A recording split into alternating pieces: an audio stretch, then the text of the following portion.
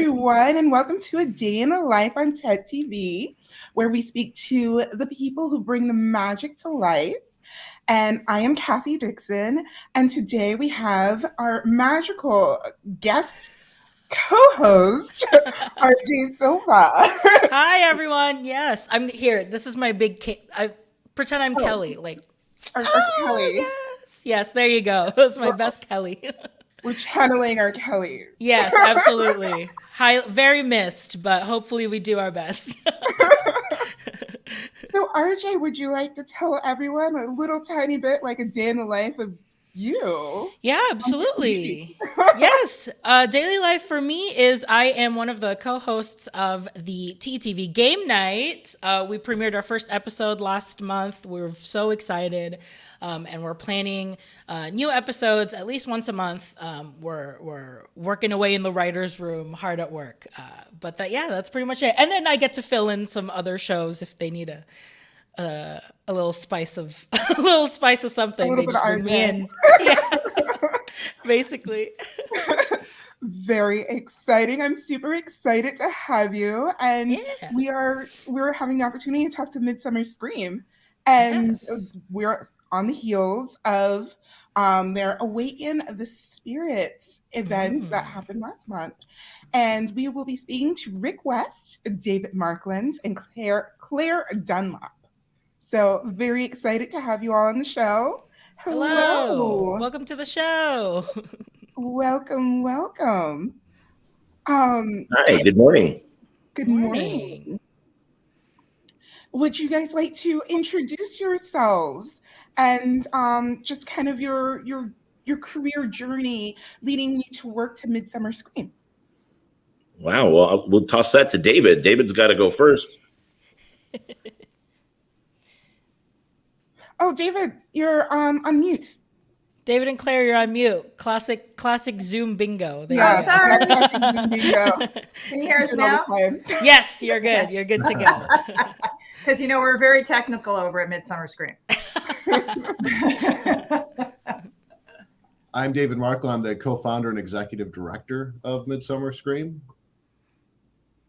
Oh, I'm Claire Dunlap. I'm a supervising producer of Midsummer and co-founder. Hey, everybody. I am a co-founder and the creative director of Midsummer Scream. Very nice. Would you guys like to dive in and discuss a little bit about your personal journeys that led you up to this particular point within, your careers, basically? Yes. Sure. I'll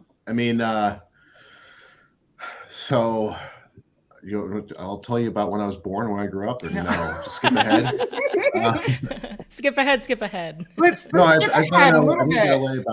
I moved to LA when I was 21, hoping to work in film, and worked on some projects that way. But it didn't quite gel. But I did start working in events with MTV, which is really cool. And at the time, I thought it was going to be just something to fill in the time until my film stuff took off. But I really loved working with events and really focused on that for much of my time in LA. And then in around 2005, while I was doing, working with assorted companies, I started a website called Creepy LA because there's no sites that I could find that really documented everything about Halloween that was happening in the Los Angeles area, which at the time there wasn't that much. So that was everything from ghost stories to our haunted history, to just weird things happening around LA, to, of course, Halloween events. And at the time, I was not finding a lot, but through that website, I started finding a whole community of people who did stuff. And Rick, that's how I met Rick, who's running his site Theme Park Adventure at the time, and he was just through that I was finding a bunch of home haunts, and a number of years later from there, I combined my love of Halloween and all the contacts I made through that site to create an event called Scare LA, which we did in 2013. And me and my partner at the time, then we brought in Rick and his then co-creator or co-partner with Theme Park Adventure to help us put together that event. And we did that for 3 years. But as all good things go, that we had a falling out with my partner then. Not all good things, but some good things. That's true. Not all things. But we basically we had a falling out and split off, and brought in my partner who had been helping out on that event, Claire here, to be a co-producer along with Rick, and Gary Baker, who isn't on with us right now, who is just a great technical director, and he creates our sets. Anyway, from there we started Midsummer Scream. We had a fifth at that time too, Johanna Adelano. She was also at the onset of this as a creator, one of the co-creators and producers. So we started that then in 2016, and weren't sure how it was going to go, but it took off, and it was pretty exciting to see what we built just kind of continued under a different name, and was even bigger and better. And we've been doing that since, except for the pandemic. But the event itself in 2016, I think we had about 7,000 people there. And then in 2019, before the pandemic, we were pushing 25, 30, and we were looking at growing to 40 to 50,000 people, 40,000 people per year. We just did Awaken the Spirits, as you said a couple weeks ago, which is sort of a last second version of the event. Sorry, we haven't talked about what the event is yet, but I'll let somebody really get into that. But it was a much smaller version, but it was great to see everybody back, and people have not lost any enthusiasm for Halloween and spooky stuff through the pandemic. Very exciting. Would you like to introduce yourself and kind of where your career journey started at and how it's taken you to? Claire? Sure. Yeah. Hi. So I'm Claire. I'm a co-founder and producer on Midsummer Scream. And David and I we're business partners, but we're also life partners. So our love of Halloween, that was one of the things we found that we had in common on our first date. But it was funny because I mentioned it to David. This is one of my favorite stories. I mentioned it, how much I loved Halloween, and he was really quiet. And I thought, oh, that's it. We're done. We're never going to have another date. He thinks I'm a freak. He thinks I'm weird.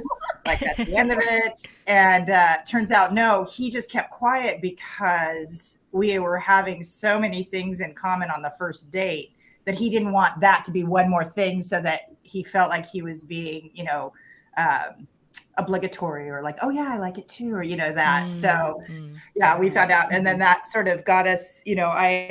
At that point, I had been throwing a pumpkin carving party every year, and he was doing his own Halloween party every year. So the first year we were together, we had separate parties. And then the second year was when the true commitment came, and we merged our parties. So, but I'm actually from Los Angeles. We moved around quite a bit. So I've lived, in mostly Southern California. I lived in Hawaii, Santa Barbara, I went to college there. So mostly Southern California and Hawaii is where I've been, but Los Angeles is home. And I came back to LA proper and moved to Hollywood. Oh my gosh, it's been like 30 years, I guess, 28. I don't know. It's crazy. Like, the time is collapsing. But I had come back here to pursue acting. And what ended up happening, I ended up producing a lot of theater because I wanted certain roles. So in order to get those roles, I would produce the plays so that I could be cast in those roles. And it was great. It was a lot of fun, and it, I enjoyed it very much. So there's that, I have that production experience behind my belt. I have that, and the acting and the creative, and then this transgress, I sort of moved away from the acting. I was focused on other things. And then, Scare LA was happening, so I was supportive in that role in terms of like taking care of various things. And then, when the split happened, I took on a bigger role as a producer and for Midsummer. And it's really amazing, to be able to have fun. And Midsummer Scream is a Halloween horror convention. We like to call it the biggest Halloween and horror convention in the world in terms of its attendance and size.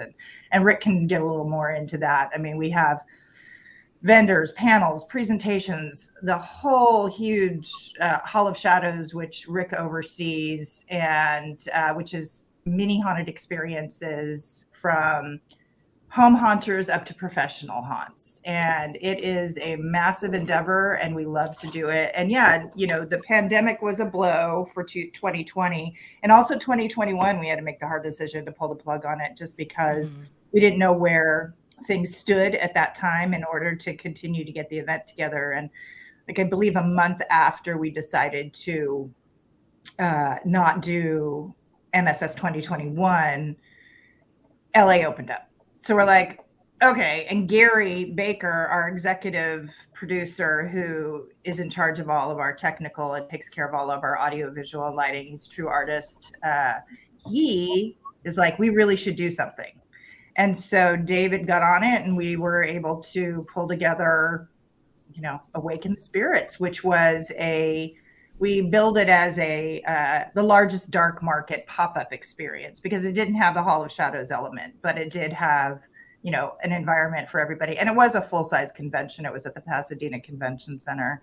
But it was great just to have like the Halloween community together again. And yeah, so that's sort of all she wrote for me. And now I get my creative fulfillment through Midsummer Scream.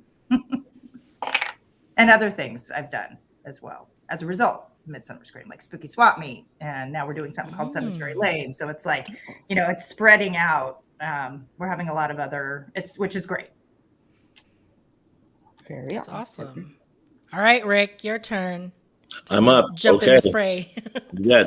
I've been sitting on this end chugging coffee. We were at Not Scary Farm last night. It was opening night for Not. So it was really great to be back in Buena Park to see that event, the granddaddy of all haunt events. And then we get to bed at 3:00, and alarm goes off at 8. And here we are with you. Here we are, yes. But thank you so much for having us on. We really appreciate that.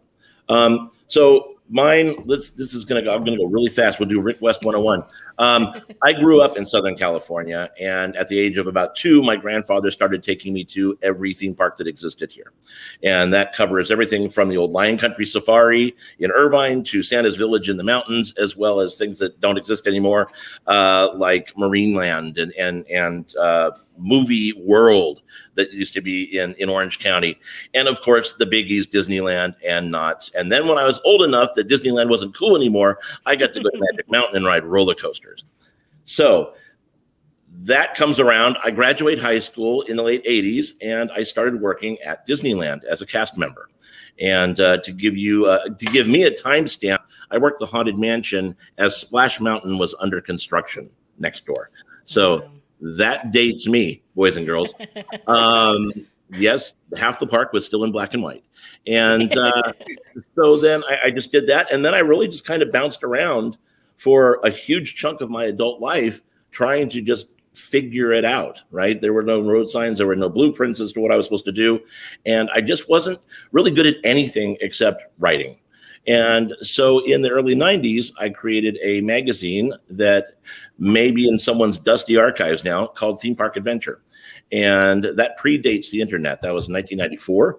And then eventually we had a BBS system. You guys will have to Google that. And then merged onto the super information highway, and somehow had a website, and that became themeparkadventure.com. I did that for I did it for 24 years. Was the story with TPA. And basically that's how I had the pleasure and opportunity to know so many people in the industry. I mean, I became friends with people that I was writing about. So it was really the first time that a fanzine kind of was, TPA was the first fanzine period to be recognized by Disneyland as legitimate media. So we were invited to the opening of Indiana Jones when that opened. So that was the first big Disneyland press event that I did, and became good friends with Marty Sklar and Tony Baxter and the folks on that project, and just evolved that through the years and spread out doing TPA with all the other parks. my first press event ever, this is really going to date me, was Mystery Lodge when that opened at Knott's Berry Farm. So so that's kind of how I made my inroads with the parks. And that was a relationship that lasted almost 3 decades with the parks and the marketing teams there and all that. And one thing in particular, since TPA was my sandbox, was I got to focus on my own love of Halloween. And so that really kind of wasn't a thing back then. And I remember once upon a time having a meeting at marketing at Knott's saying, building mazes right now, would it be okay for me to go in and take pictures and maybe some video of these mazes under construction? And the entire marketing team sat, like staring like deer in a headlight across the table at me. Like, they were like, why would anybody be interested in seeing mazes under construction?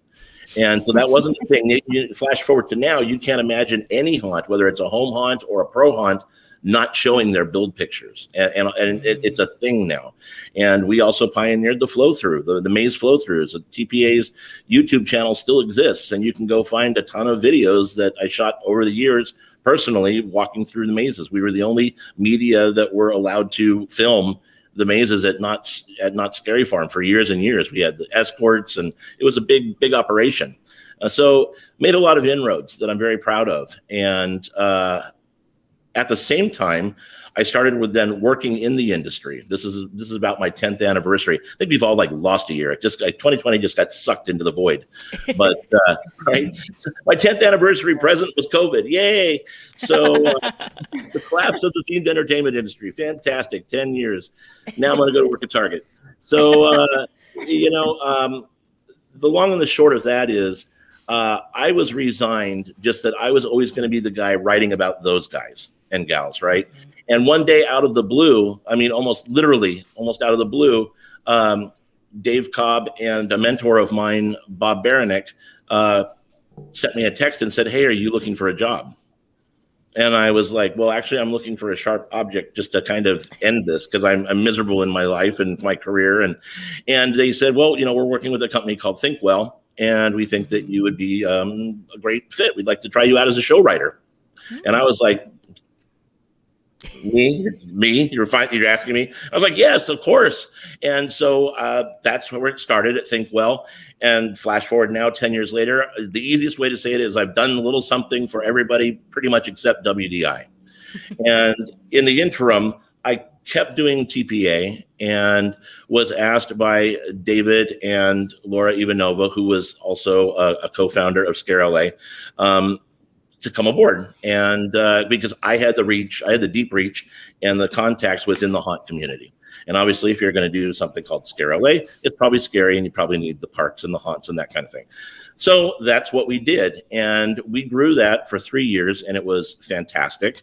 And then, as often happens, there was a business dispute, and about 90% of our team backed David, and we left Scare LA, and pretty much that was like it. I was like, okay, over this, I've got a website, I got my career.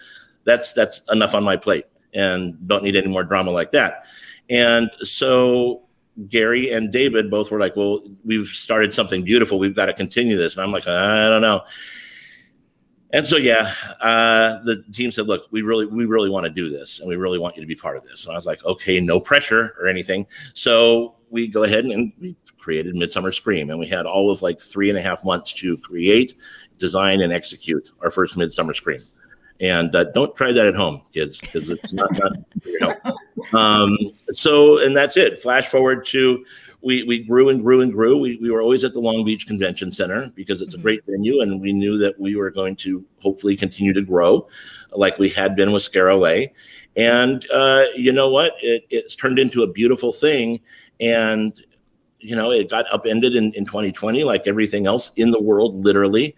And it was devastating. It was a devastating blow business-wise. It was a devastating blow personally, and for the haunt community, that's been so amazing backing us. And so our 5th anniversary show has been like put on hold for 2 years. So that's how big it is. It's like 7 years in the making, or whatever it is now. So we've been doing events together for a long time, and I think that the team is very comfortable and confident in each other with our own skill sets. And we come together. It's like a band. I often use the analogy. It's like U2, right? They come together and they're like the greatest band in the world. They make amazing music. And then when it's all done, they give hugs and they go their separate ways and have their own lives and do their own things and have their own careers. And then they come back into the studio when it's time to work again. That's kind of like the inner workings of Midsummer. That's awesome. So I am curious, like, you know, all of you guys have different experience and backgrounds, you know, theater, theme parks, film, but you all kind of have that shared interest of Halloween and haunts. And I'm curious, like, when did that kind of interest in it become basically a spark to like actually create something with it rather than just like being a fan? Because I think, you know, like a lot of, you know, pop culture and fandoms, like we all love like the things that we love, but it kind of takes a certain time of spark or, you know, community that actually makes you want to like create something. So I know you've talked about Scare LA, but, you know, as it continued to Midsummer Scream, like, was there anything that, I don't know, that love for Halloween kind of kept you going? And what, if you had like examples or like, you know. I'll jump in and then roll it back to David and Claire, and so I can continue drinking coffee. But so I'm the kid that grew up loving this stuff. I am somehow void of the gene that gets scared, literally. And so I'm the kid growing up in the 70s. And I'm, you know, so envious of you. I definitely do not have. I saw people last night, like they hit the floor when a monster comes out in the maze, and I'm like, you must be an alien. I have no idea. Or worse, when they you know lose their bladder, and I'm like, really? You know, it's someone's sister in a Halloween costume. But so, you know, I've always been void of that. And like my grandfather, I begged him, like ever since I can remember, I went to like all the March of Dimes haunted houses, and you know, we didn't have things in the 70s really like we have now everywhere. But you know, any haunted house I could go to as early as I could go, I went. And, you know, I'm the kid who got, you know, taken to the theater to see, you know, Halloween 2, you know, after I discovered Halloween on HBO, which was like the best thing I've ever seen in my life, you know. And so I loved it. And I'm the kid that grew up. I got like, I would pester my mom until, you know, she was so pissed off that she would, just to shut me up, she would take me to the drugstore to buy the latest copy of Fangoria magazine. Right. So I was that kid. Yeah. And I was also that kid then that cut up all my old Fangorias that are so valuable now and used them as wallpaper. But wallpaper, yeah, that's a sad story. So you know, that evolved then into when I graduated high school, I was in my Disneyland interview with 3 other people, not intimidating, and they just said, you know, if you could have any job here, what would you do? And I said, I want to work at the Haunted Mansion. And you know, 3 weeks later, I'm working at the Haunted Mansion, you know, at Disneyland. So it's one of those situations. And then, like I said, with TPA, it really allowed me, I gave myself my own platform to really start showcasing what I was into with these home haunts. I loved home haunts. That's still my favorite part of Halloween, right? And so when all these things come together into TPA and I'm being able to share this love with you know, people literally around the world, and then David, you know, comes into my life and says, hey, you know, want to put an event together, you know, and, you know, you have the contacts and we have the theme parks and all this stuff on our side. And that's how that happened. I mean, and our, you know, people always ask us what the secret sauce is in Midsummer Scream. And there's the secret sauce is we just follow our own internal compass. You know, we're fans and we're fans first. And the way that it is, and it's kind of the same way that I approach my work when I work as a creative director and a show writer in the industry. You just create something that you'd want to see. I mean, it's as simple as that. When we're deciding what panels we're going to do, we just say, well, would I want to go to that? Sure.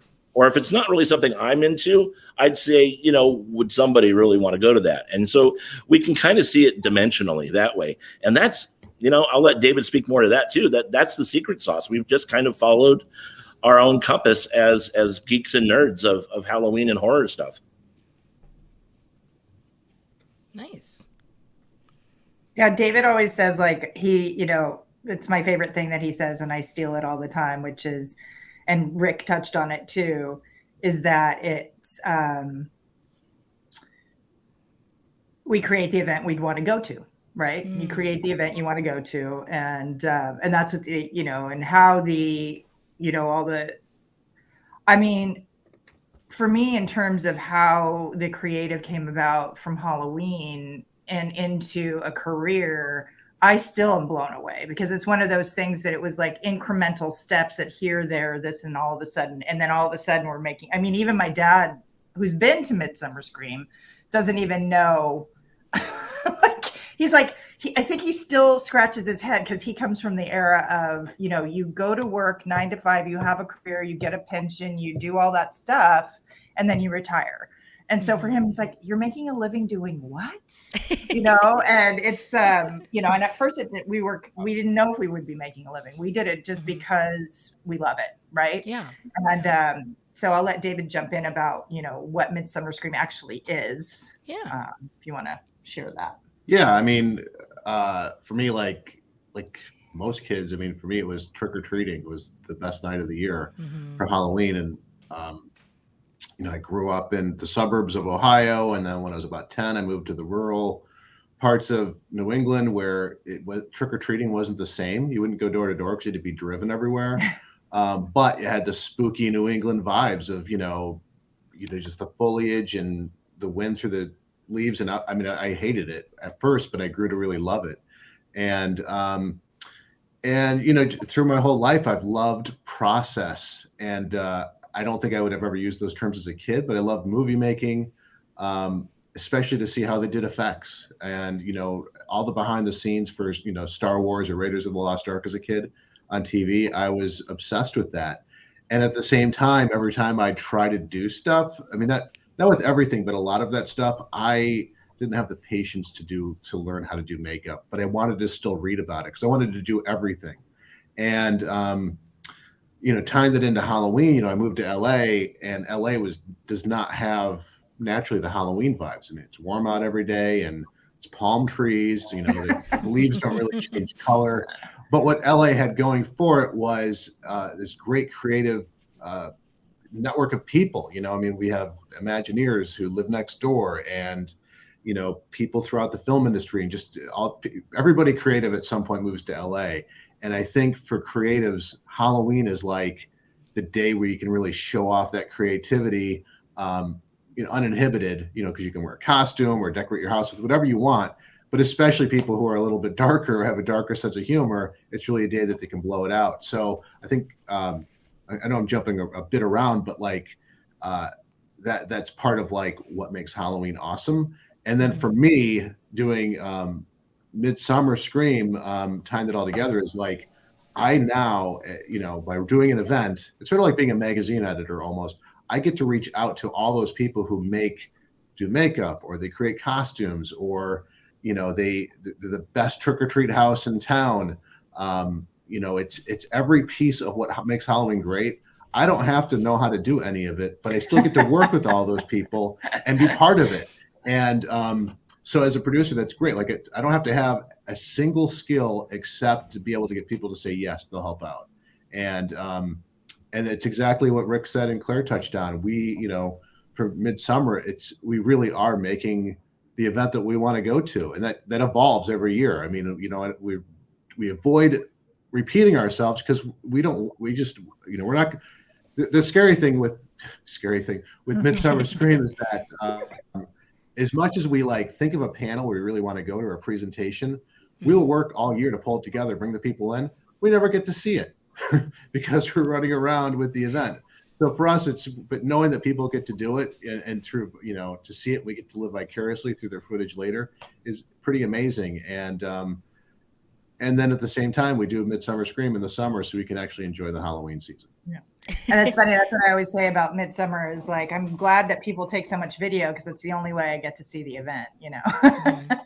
And I think I saw in the chat, you were asking a little bit like how we work together. And, you know, we all have our roles, but they also all really intersect in the sense that David is, you know, he comes up with many concepts and he will do things that involve, you know, ideas and concepts and connections. And like and then, you know, Rick comes in and he's like, oh, well, what about this and that? And so it is a collaborative process. And we usually we'll have meetings where we collaborate, and we do that about, depending on how far out we are from Midsummer Scream, which is a Halloween horror convention, by the way, we will decide, you know, we usually do about once a week, the few months coming up to the event date. And then prior to that, we're all sort of off in our corners doing our own things. And then we do touch bases on like, where are you with this? Where are you with that? And David will always lead our meetings and make sure everyone's on task. And, our roles are specific, but also, there is crossover. So we all have creative input. We all have, managerial sort of things, except for me. I'm the boss. That's right. But I'm like the glue, basically. I'm the glue that, it's like I fill in the cracks. So anything that's getting, missed or whatever, I have to go over there and sort of like get that taken care of, or, so I deal with a lot, and we have a huge team. There are the four of us who are the main producers on the show, but we do have a huge team of people that support us, that we love, and that are fantastic, and it's wonderful, because I think the joy that we have in getting to do this is palatable enough that it translates to the people that we work with, and they want to come back and do it too. It's like everybody that we work with are Halloween fans. But funnily enough, like last night we were with a couple that they've been involved with us for years, and she had never been to Not Scary Farm. Last night was her first night. Rick, Did you know that Connor had never been? So it was really exciting to get to like show her that. And, I just, And I want to also just talk to a little bit about the Halloween vibe too. Is like one of my first favorite memories is I was about 5 or 6 years old in Hawaii, and my mom sent us out to go trick-or-treating. And this is when we could all go, there was like 4 or 5 of us running around the neighborhood going trick-or-treating. And we came to our house to go trick-or-treating, and she had a ghost sheet on. She had a sheet on going, "Come back later." And when we came back, she had decorated the house with my sister, and they had like all kinds of spooky dolls and like done all kinds of creepy things with my dolls, of course. But I was like, I love this so much. That was, and that's the Halloween spirit that we love. I love the vibe. I love the thing. I'm not as much into the gore, just not like, that's not for Halloween. I know it's part of the thing and people love it, so that's great. We'll support that. But for me, it really is what David was talking about: the mood, the vibe, the feel, the spooky, the eerie, the supernatural, the witches and ghosts. And I just love all of that. So yeah, just from listening in, it sounds like everyone's like, their experience coming into it really played out in like a fully realized, role into what you love doing, like what you love doing. So it's like, like talking about process and being able to like put a process into something that we love, talking about loving like of writing and like and actually being able to create concepts to fully live out in Midsummer Scream. So I'm curious, like, have you guys had any like, as you explain like how Midsummer Scream works and like how you've decided on setting it up, like doing it in the middle, like at the end of the summer, like what was that what was the thought behind that? But also like, what are the different things that you do offer that do kind of like play into all of the things that you love about Halloween and how it's fully realized in the event? Sure. I think that, well, first of all, if people are still having a hard time wrapping their head around exactly what a Halloween and horror convention is, think Comic-Con and plug everything scary and Halloween through that template, and you have it. Yeah. I've got friends that I've known forever and ever, and it's funny you say, well, we do the largest Halloween and horror show in the world, and it is, and they go, oh, that's nice, and then they show up and they're like, holy crap, and we're like, well, dude, we weren't kidding. I mean, we tell you that over 40,000 people come. What did you say? Got bluffing? So, and we just did Awaken the Spirits in Pasadena, and for us, that was our Halloween fun size, version of a Midsummer Scream. But in reality, it was as large as other conventions out there, and larger than probably most conventions out there. So it's all a matter of size and scale and perspective when it comes to Midsummer. Everything that we do is very. Sometimes it's a happy accident, but most of the time it's pretty well thought out. It takes about 18 months to really kind of cook and execute a Midsummer Scream, because there are just a million logistical pieces that are moving.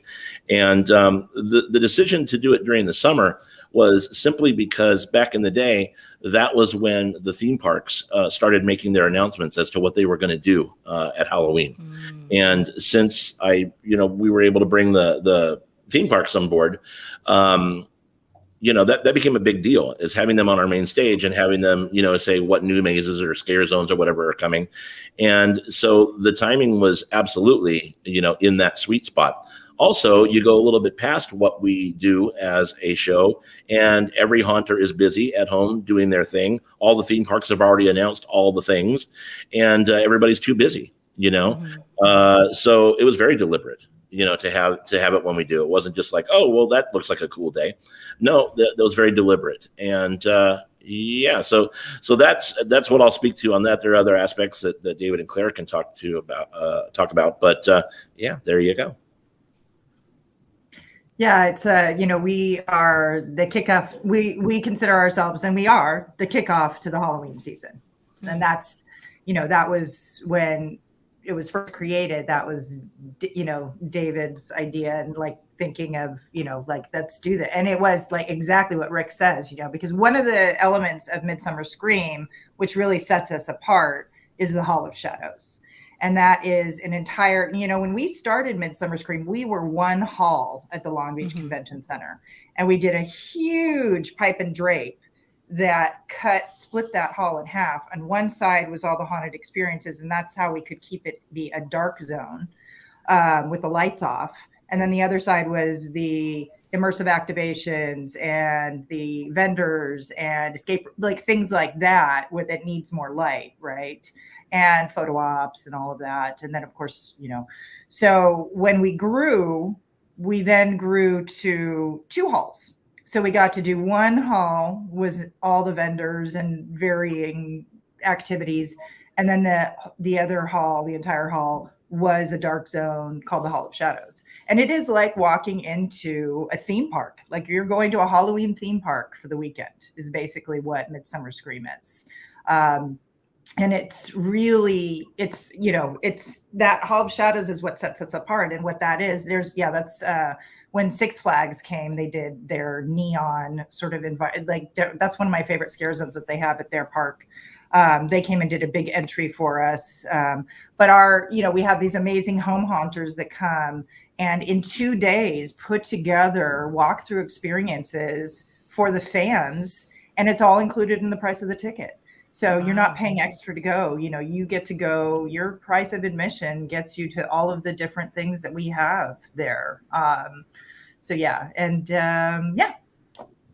That's, I don't know, Midsummer Scream is, we're the kickoff to the Halloween season and all those elements come into play. So that's part of why we started, we had to be early. And also we have to avoid San Diego Comic-Con. That's so interesting. The scheduling is very deliberate. It's always challenging because there's, we're trying to dodge San Diego Comic-Con because there, the number of vendors and guests who go there and presenters, and trying to get dates with the convention center is always tricky. So people every year, if we change our dates around, because they always do shift a little bit, somebody's always complaining, why didn't you just do it this weekend? Why don't you do it that? It's like, trust us. Like, we would love to have just one weekend to ourselves, but we kind of have to, work with other people with something on our sides. So, yeah. And it goes, the beauty of the growth of Midsummer is like I said, we started in the one hall and then we did the 2. And now we take over the entire convention center, which is, 3 massive halls. We have breakout rooms upstairs and down off the lobby. We have the grand ballroom. We have another ballroom. I mean, it's just, and it's consistently and constantly filled with activities, panels, presentations. There's always something to do. And it's like David's goal is to always make there be too much to do. You can't do it all, even if you got a weekend pass. And that's by design, And so, one of the things that we, when we made the decision to shut down Midsummer 2021, we decided that we had been doing a pop-up called Season Screamings, which was a tiny pop-up. And we had done that for a few years in a row. And when the pandemic shut us down again, we got together and decided, okay, let's make Season Screamings a big deal. Let's make it a full-blown convention this year. And so that was, of course, before we knew we were going to be able to do Awaken. So we do have Season Screamings coming up at the Pasadena Convention Center. I believe it's December 17th, 18th, and 19th. Is that the correct date? Yes, correct. Yeah. And that will be more along the lines of, it'll have all the elements of Midsummer with what's it called, Rick? It's the Hall of Yuletide Spirits. Yes. Ooh. So there'll be haunted experiences, photo ops, all of that. So though it won't be on the massive scale of Midsummer, like at the Long Beach Convention Center, it will have all the elements of Midsummer with a holiday twist. So we'll do some creepy holiday things, which should be a lot of fun. Yeah, I'm curious, like what aspects of the big Midsummer Scream event did you take to do Awaken the Spirits, to get something out there for the fans, but also like as you plan Season Screamings and make it more of like a full-on event, like what were you kind of piecemealing into give both a good feel, Sure. So one of the reasons that we didn't have a darkened hall for Awaken the Spirits was because literally when we pulled the trigger to do it, we had like a month and 3 weeks to do this thing. And again, don't try this at home. It's funny because for like the past umpteen years now, when I'm on podcasts or whatever, I said, God, I would never want to do like the first Midsummer again. Doing it in 3 months was just like freakish. It was like crazy. I said, I never want to do that again. Thank goodness.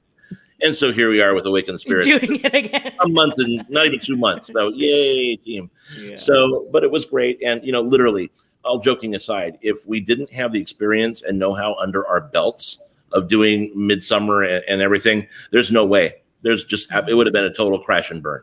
So it's really, we, like Claire said, we do have a large extended team that we're very fortunate. We have a core team that really of about 20 people that kind of oversee different little aspects of the show that have been with us since day one.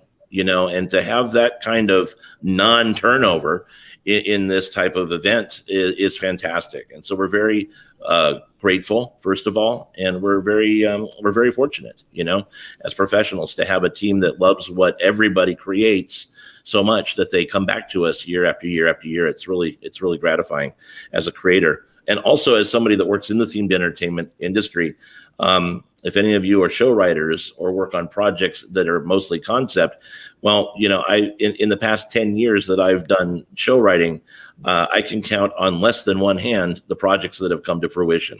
So it's really cool for me as a creative to actually work on something that I know is going to come to fruition every single year. So it's very cathartic on that end for me. And it's just very gratifying as a professional to do that. Now, when we're talking about scale and size, everything that we do at Pasadena can literally fit in the Hall of Shadows in Long Beach. That's the size difference. So in Long Beach, we have about 100,000 square feet for the Hall of Shadows. And in Pasadena, like it's teeny tiny venue compared to the monster that's Long Beach. So think Midsummer Scream, but like Dr. Shrinker, right? It's going to go in the shrink ray. And so we will, once again, we will have a very small, dark area. I don't want to like make everybody like so excited that they're thinking that the Hall of Shadows is going to be, that scale. The Hall of Yuletide Spirits is going to be that scale. It's not, but we are going to have fantastic displays from home haunters, and they're going to have the Christmas overlay, and it will be very, very spooky. And I'm sure you'll see a Krampus or two walking around, because that's a Christmas thing. And so we totally. So when we canceled Midsummer, all sites were set then on Season Screamings. And we came together and said, look, we've been talking about making this bigger for years, and now it's by necessity, it's time to embiggen this thing. And so we're really like focused on Season Screamings, and we had already gone out to our partners. I had gone out to the haunt community and collected a handful of really fantastic haunters that wanted, execute and do something.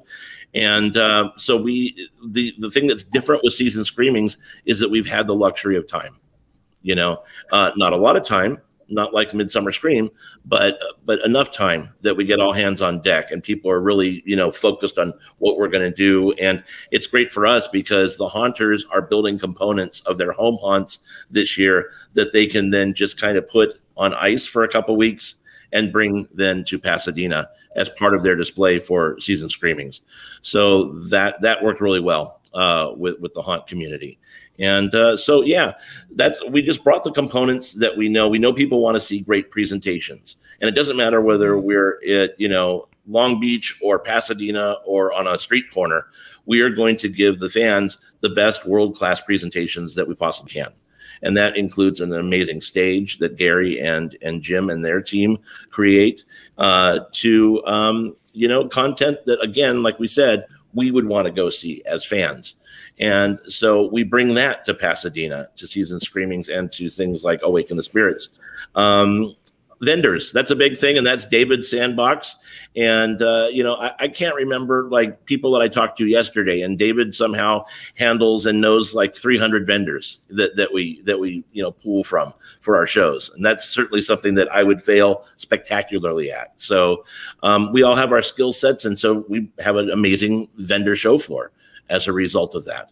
And then when we can, live entertainment, whether it's theater groups or spooky experiences or somebody just performing with a puppet and Bob Gurr on stage, it's something that we would pull from our main show that we know works. I mean, hey, if it ain't broke, don't fix it. That's a great philosophy too. And I wish more things in the industry would kind of remember that, because it seems like companies are always trying to reinvent themselves. And if you're doing great and your growth is fantastic and people are responding really well to what you're doing, I don't understand why you got to fix it. So we don't. And we kind of we hold fast and we learn.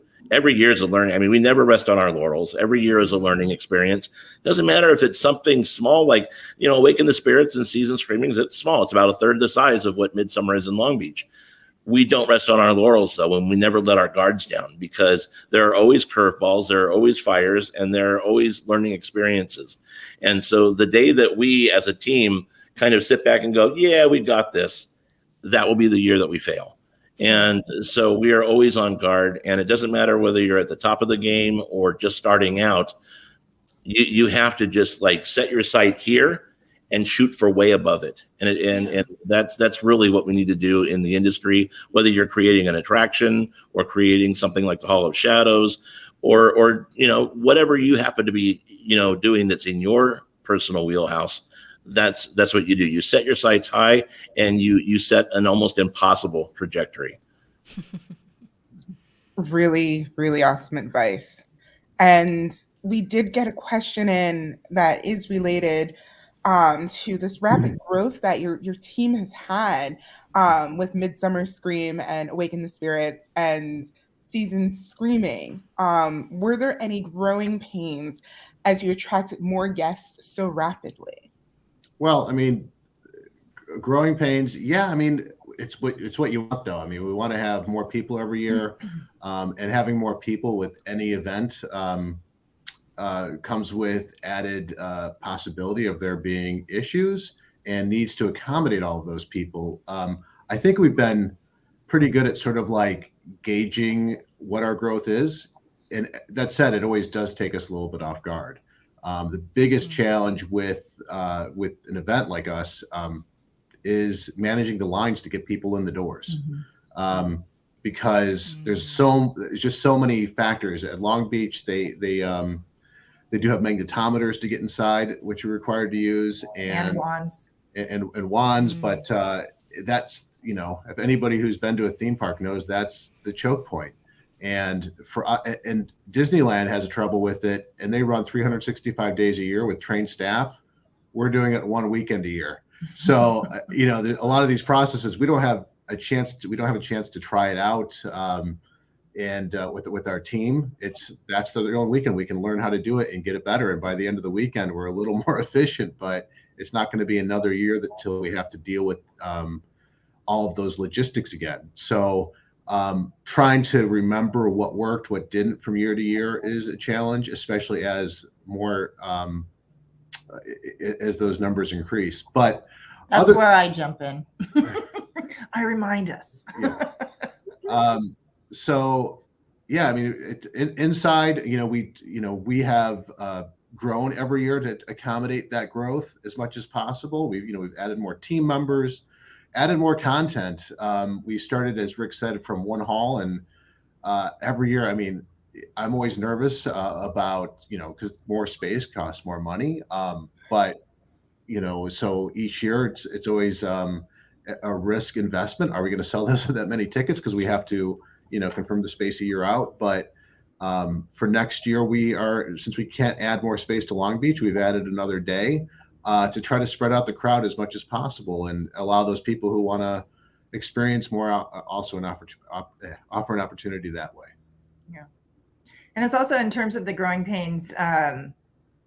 So, David mentioned the line management. So one of the things that we do and that we have done as we grow is that, for example, the year before we'll see, okay, that was a weak point. That's where we need extra help. So what we need to do is find like the best in the business that we can get that is willing to come and participate at below their pay scale, basically, and help us out. And that's what we did. So for line entry for 2019, we brought on Amy Holloman.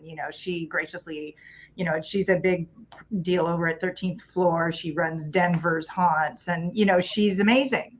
So as far as growing pains goes, we try to, as we grow, find a good fit for helping us in those areas where we are lacking or where we can improve, let's say. And so as we've grown, that's also a really awesome thing is we have been able to then bring on paid staff. When we first started this, we all did this out of the love of it. Nobody did it for money because there was no money to do it with. And, the cool thing is as we have progressed and grown, we have then been able to become, more of a viable business financially. And that's been really rewarding. That with it, however, that adds growing pains. For 2019, we had to add paid PAs and things like that. And so that was a role that I took on, which is coordinating these people, because you hire people, then you need to coordinate. Now, Sierra Skelton is she's our, oh my gosh, she's wonderful. She's the one who does all the coordinating for all of the mass amounts of white bats we have, which are, our now hired staff, but at the time were our, people that came and did it for the love of it.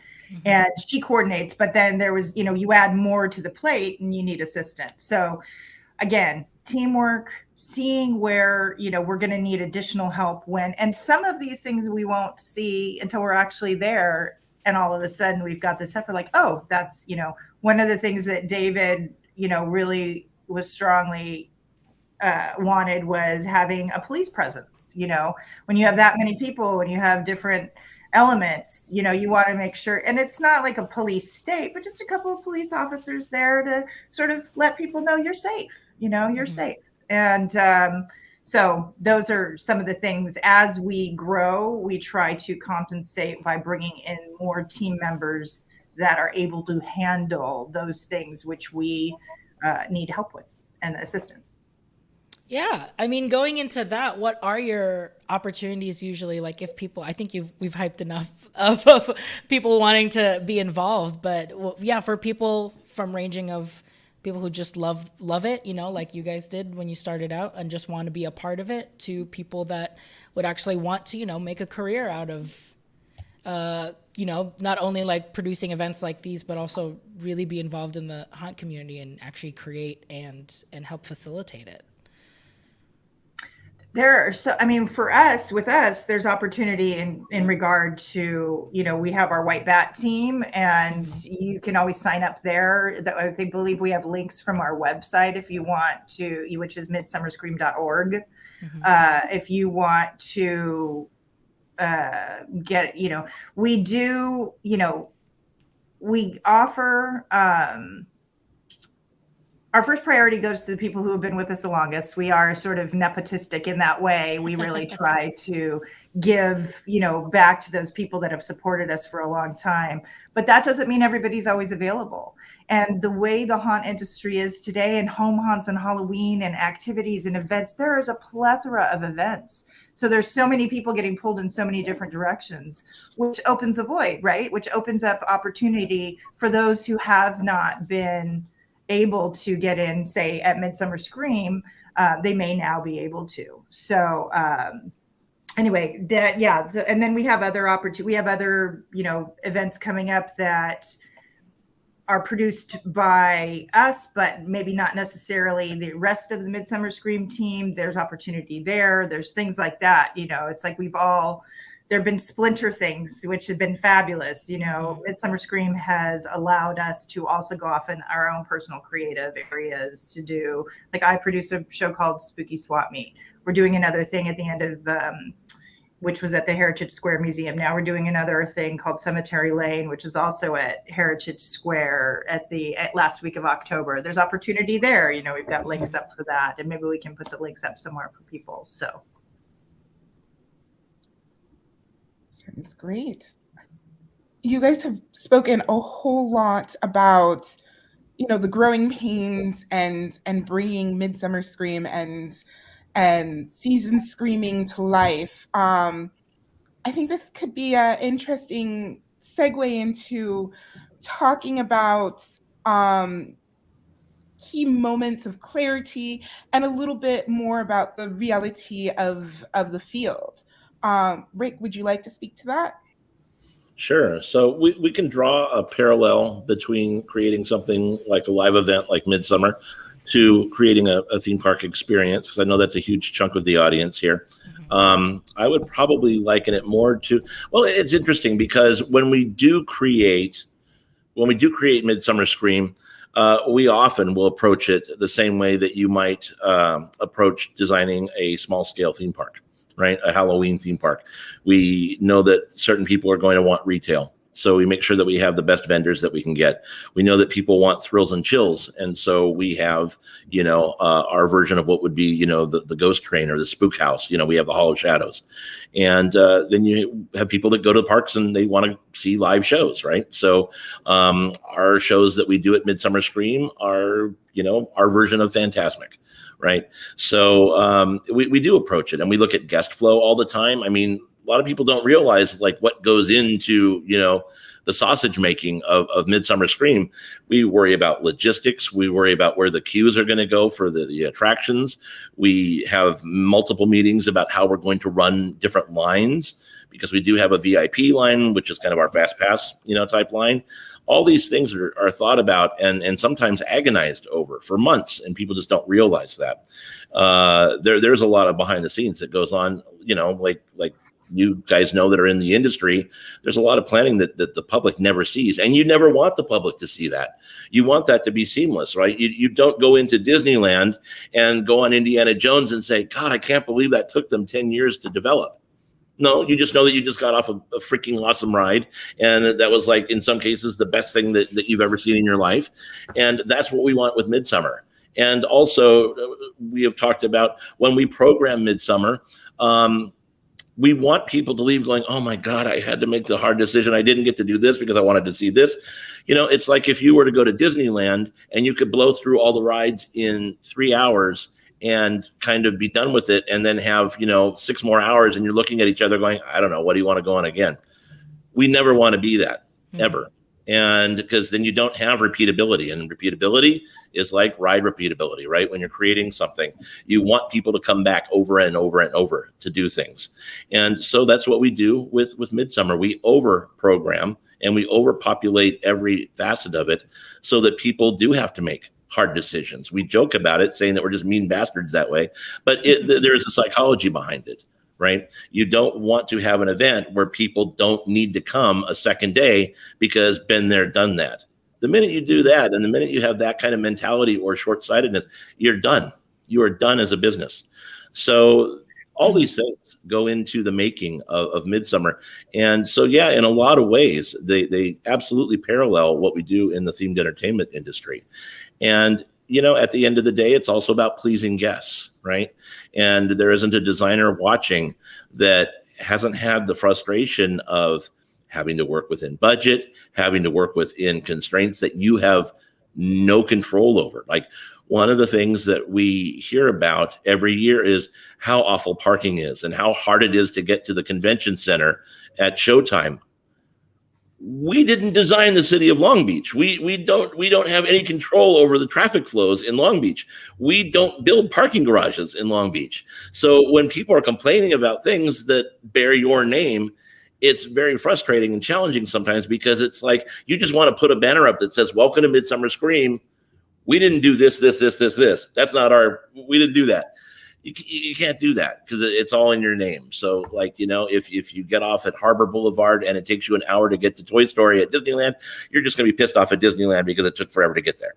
That's just kind of the same way. So that's a challenge for us every year, is like being able to step back. I think we've gotten better to be able to step back and be like, well, I understand why person A, B is upset about this, but you know what? It's out of our control. Maybe they'll understand that one of these days. Maybe they won't.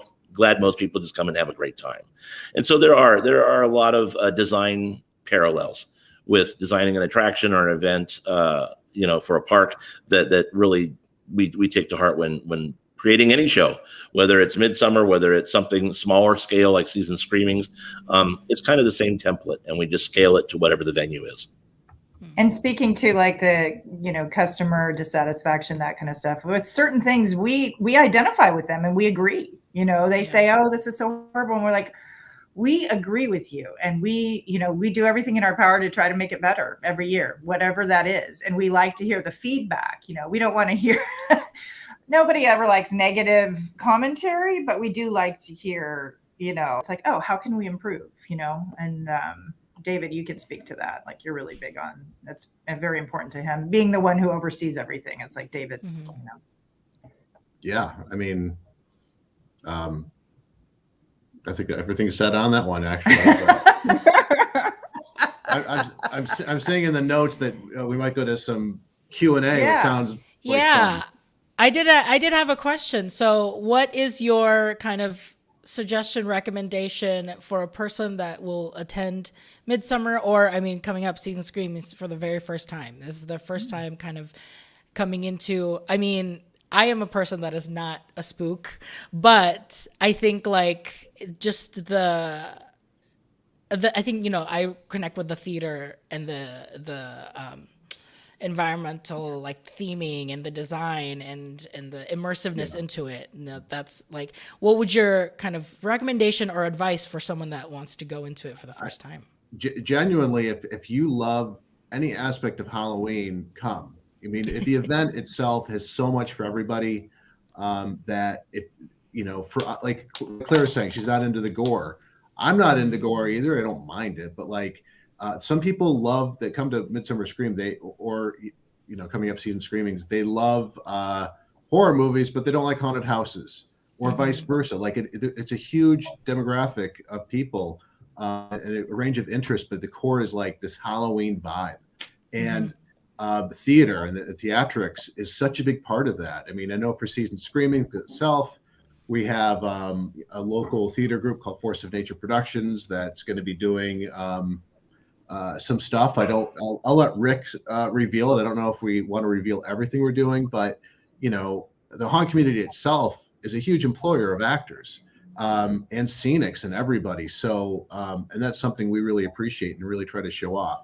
So even if you're not coming for the scares, you'll appreciate it for the decor and the sets and photo ops that are coming up, and people selling costumes or showing you how to do makeup. It's all applicable across different interests, whether you love, whether you're a creator or just somebody who, loves to see how things are made. And I would recommend, for a first-time person that's coming, is if you can get the weekend pass, because that way it's kind of like having an annual pass to Disneyland. You can go and enjoy certain things and you don't feel rushed, like with an annual pass, or to Knott's or any theme park, where you can just, you can give yourself a time and opportunity to sort of digest what's going on and then nail the things that you want to see the next day. Another thing that I think is a good thing to know is there's often this idea that if you show up early, you'll get like this, unless there's something very specific you need to get there early for. I would recommend coming maybe, an hour or two after doors, because once that initial push then it's much easier to get in. It doesn't feel like you're waiting out in line, that kind of thing. Midsummer Scream is a different animal in the sense that you're trying to get 30,000 people in the door. It's going to take time no matter what. But Season Screamings, it is a more, shall we say, digestible amount of people. So, but that's what I would highly recommend. Like, if you can get that, weekend pass, get it, because it'll give you an opportunity. I believe we're doing 3 for Season Screamings 2. We're doing Friday evening as well. Gives you the opportunity to sort of scope out the scene, see what you want to really do, and then go ahead and do those things, and you don't have that pressure of like, oh, I have to do it all now. So. All right. I'm going to ask the family friendly question. Sure. Like, is this an event like that, parents can bring their kids, and are there things that you guys have that are for younger spook fanatics, ranging from very scared or to just people that are, like kids that are just kind of interested in fun things? Rick, I want to take that one only because that's my sister who asked the question. You're telling her, yes, bring the kids. It's okay. And she's the one, and I will tell you, and this addresses a lot of stuff for anybody getting into the creative arts in any way. She will point out to me that I'm the weird one all the time. But I have made the weirdness a career. Yes. And I have no shame for it. The weird people are my friends. They're your friends. It's the theme park people. So we're the island of misfit toys. We are. But I'll let Rick dive into that specific question. I have my own answer to it, but I'm sure he'll get to it. And are we talking specifically about Season Screamings for the child friendly, or are we talking about Midsummer Scream in general? I think in general. Yeah, in general. But would love like specifics, like specifically for Season Screaming, since that's coming up.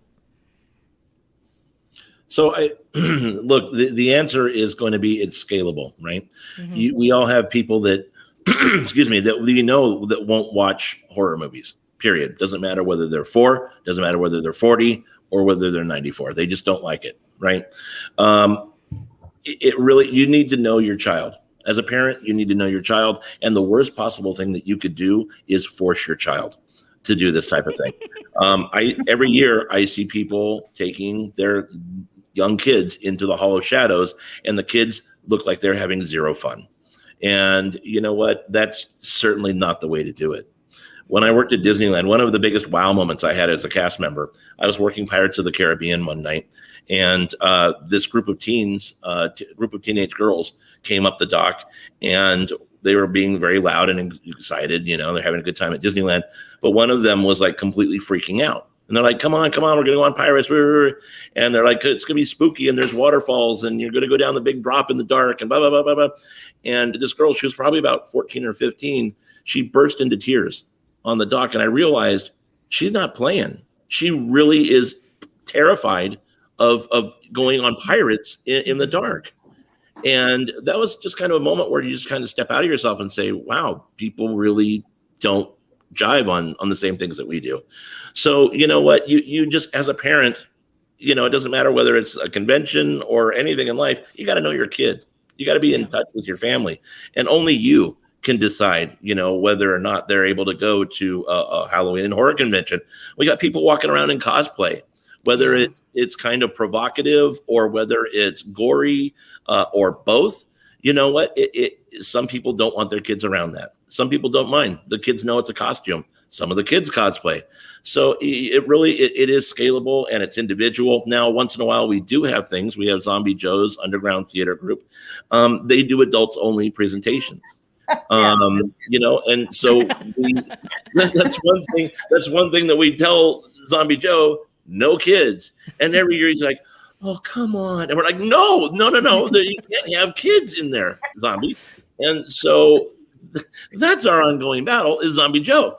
But no, it's people, for the most part, people are pretty good about it. But yeah, when you come to a convention that's based on horror and Halloween, you have to know your audience, and families got to know themselves. And so there is something for everyone, especially at our big show. We do have a large children's area, and that's curated wonderfully. And so we do spread things around. But in general, our target audience would be probably young adults to older, Halloween fans, because we know that they're going to run the gambit of everything. They're going to understand the panels. No 4-year-old wants to sit in a panel and listen to John Murdy talk for an hour. So it really is. There is something for everyone, but we do, I would say, just by the nature of our content, we skew a little bit older. That's fine. Is, like I said, with the big, I just want to jump in too, with the big event, and Rick touched on it. We do have an entire children's area that is absolutely fun for little kids, with crafts and Buster Balloon, and a woman named Connor Bright she runs it. It's Paranormal Pixies Pumpkin Patch, and then we have Vamp. That's my kind of speed, I think. Yeah, Vamp and the Fiends with their puppets, and they have and they coordinate. And they make this massive children's area. Now you can't just dump your child and go to haunts. You have to remain with your child, but we do incorporate the familial element, because we know a lot of people that are interested in Halloween and horror have little kids. So there is definitely that content available, but just keep in mind, we're not going to keep your child safe from roaming monsters. Like, that's not this event, And so, as Rick touched on, season screamings, I don't know if there will be as much of a child element available.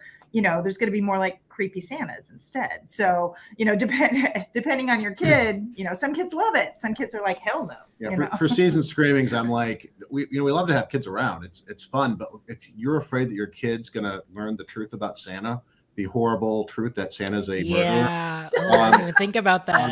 You may not want to bring your kid there, because that's what it's about. But the kids in this community often, they love it, and they love to see the process. The kids who I've noticed that really make it through, like that are really into haunt and horror stuff, they really are the most balanced of kids, because I think they have a firm grasp on reality, what's real violence versus what's fake.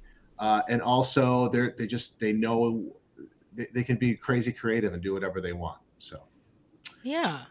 I questions or.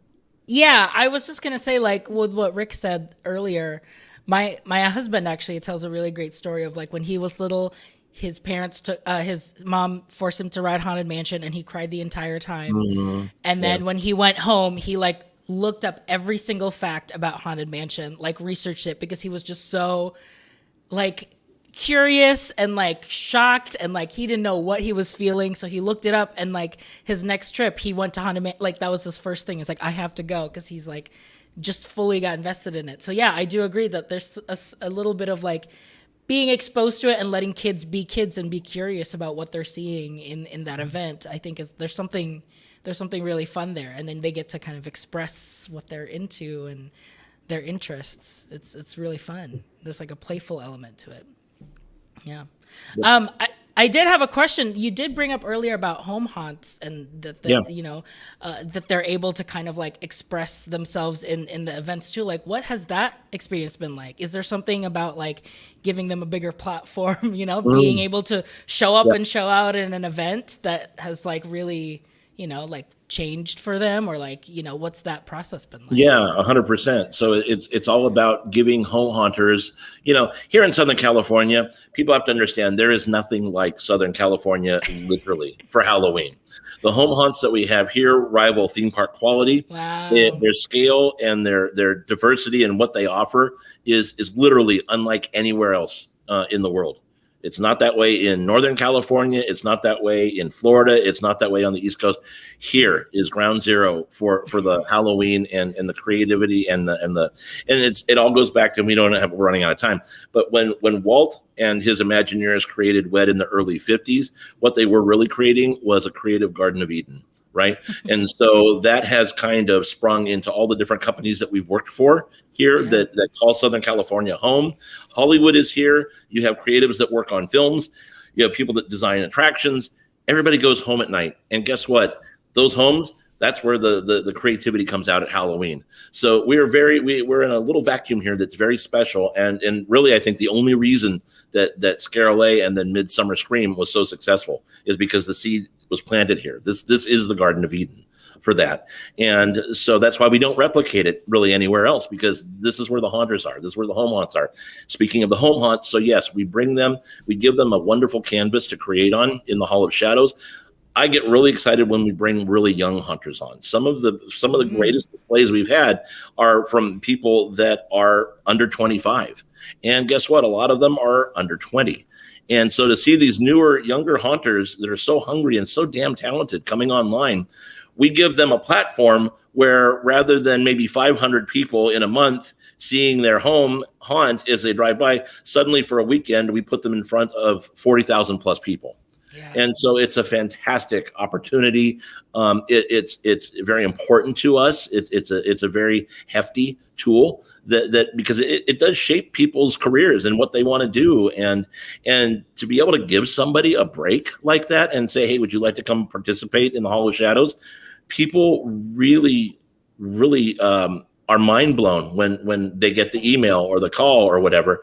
And so just to see people grow then that way and be able to set people faster or further on their own journey, that's really fantastic to us. And that at the end of the day, for me, that is one of the most gratifying aspects of doing what we do.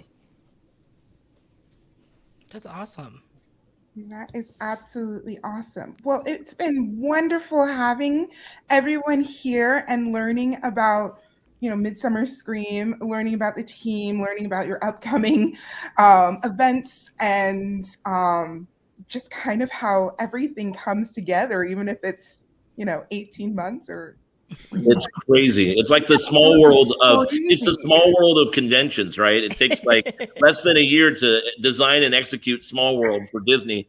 So we're kind of like the small world every time we do something, but it comes together. Comes together wonderfully. And I can't wait to go and experience Season Screamings. So we can't wait to have you. Yeah. I will be there.